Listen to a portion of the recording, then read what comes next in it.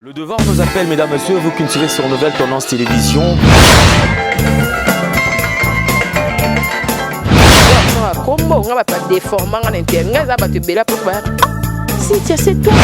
Avantage de la spiritualité, que la spiritualité est tant qu'ils allaient pouvoir absolu.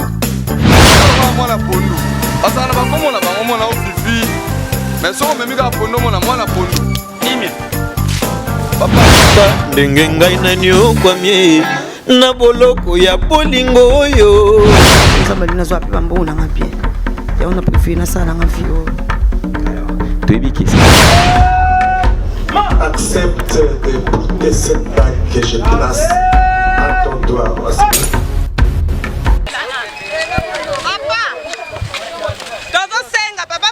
Fachi apesi biso opportunité à lobito kene na école nyonso ya leta bakomisa bana tosali 2 semaines yango yo banda to bandaki tozoya tozozonga papa mukonzi mutu alobi me bango bazobalola na ndenge na bango mboka ngo eza ya bango obi ya papa mukonzi obi ya biso nyonso ngande naza boye papa naza na bana 6 natangisa bango bandakala na kokaka te siko papa na opportunité o tokosala ndenge nini Papa nga lido lui za magazine de son eto e pa na bino wana habité oui c'est juste za wapi école nini collège Christ Roi za école Basango Saint-Vincent de Paul oyo ya Saint-Vincent de Paul kuna likolo voilà moi c'est le monsieur Gilbert Simonton le préfet de l'étude monsieur le préfet awa balobi gratuité ya école et bah école bien sûr l'état l'habité bino awa vous a conventionné ou comment conventionné catholique école conventionnée catholique il y a diocèse de Kisantu nous sommes diocèse de Kisantu confirmé biso l'état lobby bon l'état lobaki enseignement de base ezali gratuit enseignement de base là c'est-à-dire que école primaire la première 6e primaire et première où ils allaient premier CO c'est comme 7e où ils allaient deuxième CO comme c'est 8e donc nous tout un enseignement de base éducation de base l'enseignement est gratuit ndenge et comme ami d'abord la constitution comme yango et puis la loi cadre pays enseignement et comme ami yango kunzamboka lobaki qu'on doit appliquer pas comme les années antérieures où on n'appliquait pas, mais c'est qu'il faut tout appliquer. Et tout appliquer. L'objet de la réunion, la France est la réunion, la sous-prophète. L'objet de la réunion, on a prophète, on a Maman IPP, puis surtout on a Lukunga. Ils ont confirmé qu'il faut Ezala Ndengewana. Ezala Ndengewana, on a habité Bino Awa, ce qu'on a bâti, l'école, livre, besoin gratuit, comment Ndengewana, le Bisso. Enseignement ezali gratuit que nous demandons rien ce que le bindeng wana c'est que nous tout ko salela et ko buta ipai na bango ba difficulté ni beaucoup quand ba parents bazor comme ça bon mingi na première comme on a des athées certificat dans majorité alors moi to ko bango directement ils athées parce que biso wala bakina biso que il faut élève azala ba document afin qu'on inscrire. Toutefois, toujours que nous sommes toujours prendre acte, toujours qu'on va papier, mais on ne peut pas. On a carré registre. Avant tout ça, on a carré registre. Il faut document et ça les a prouvé que moi, Oyo, Azaraki na 6e, Azouaki a Nenaye, Azouaki certificat, Azouaki Terafep, etc. Bah, élèves, ming, bah, c'est ça qui va classer l'année passée. Les lots, bah, ils sont enregistrés par la binonaïbité. Bazalaki na bibliothèque pour passer classe de bons rondés. Oh bah c'est ça qui a été. Ce qui c'est ça qui a été, il faut avoir inscription. Il faut avoir inscription. Ah c'est ça qui a école nanga moko. École nanga te. Ah wana to senga comme bibliothèque. bulletin oyo ya ne wana azalaki na classe parce qu'année passée azalaki te mais bulletin oyo asitisaki ya ne oyo asitisaki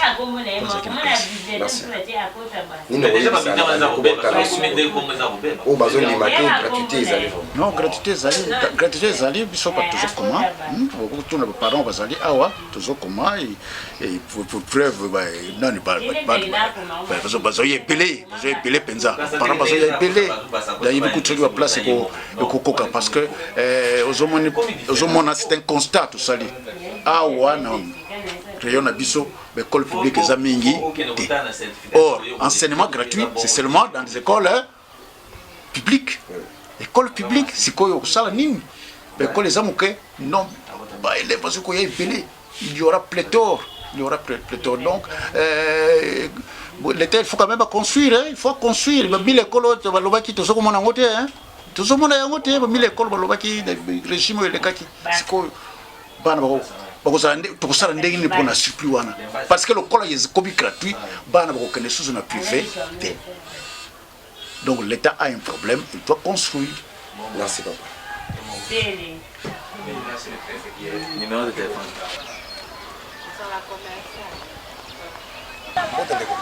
Mbote papa, journaliste. Pasteur Ndongala.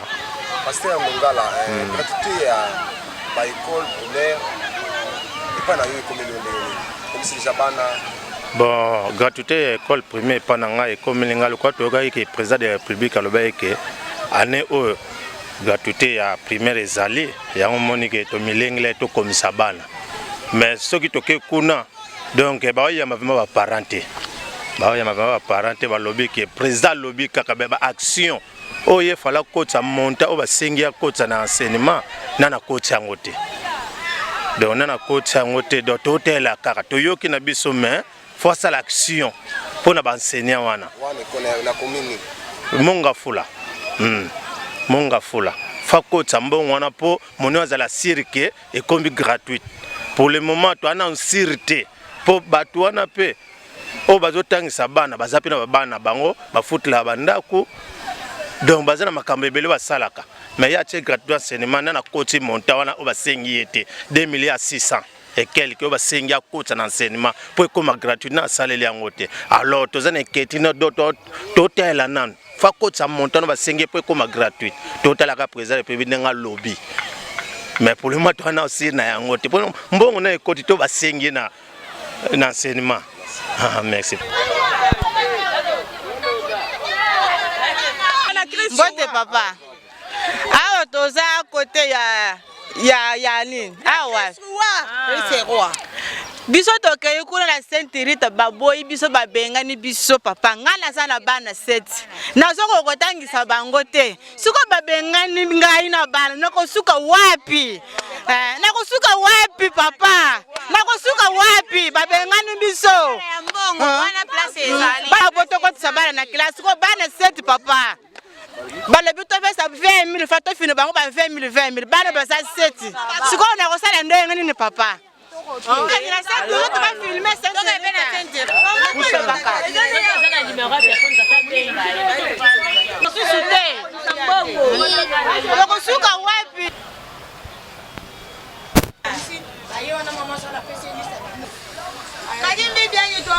Mbote na papa na Sainte-Rita bon na yepo na komisa mwana en tout cas bazoboya na mona na charge ya bana ebele misat na université mibale na école primaire moko na école secondaire yango to sekaki moyen ndenge babaki to tangisa bana ofele yango na yepo komisa bana mais bazoboya bazozwa kaka bato na bango bayebani pona biso balobi nini o bana ti bakoki bakozwa su bana te yango to so déclarer en tout cas boya bolobi la biso to kotsa bana na kati école catholique po biso mo ba parents to tene école catholique ba privé en tout cas si matin never le qui trop cher mingi yango to so senga aide ndenge eza boye biso ne so bana biso ba kota na école catholique.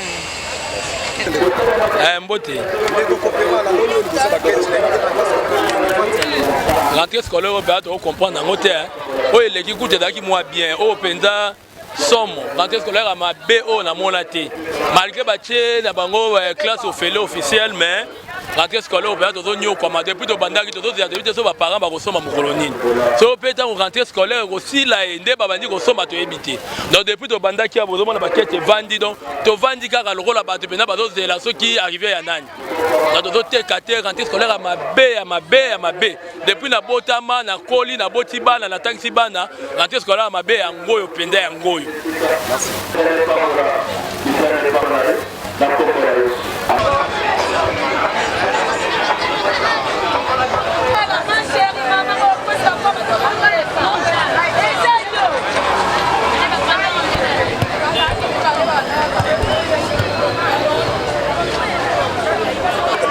Moi t'es père. Ah, mon boulot fort, on a été à tout télémi donc rentrée scolaire à tout le monde a fait rentrée scolaire mais rentrée scolaire à tout est plus pire dans le sens que t'as tout télémi donc client bazate tous les battés bana ba otanga te tonné nini donc ba para bazolela bambongo ezate ya somba biloko pour bana bazonga classe ba futi ba touté donc compliqué mon boulot vraiment mon boulot.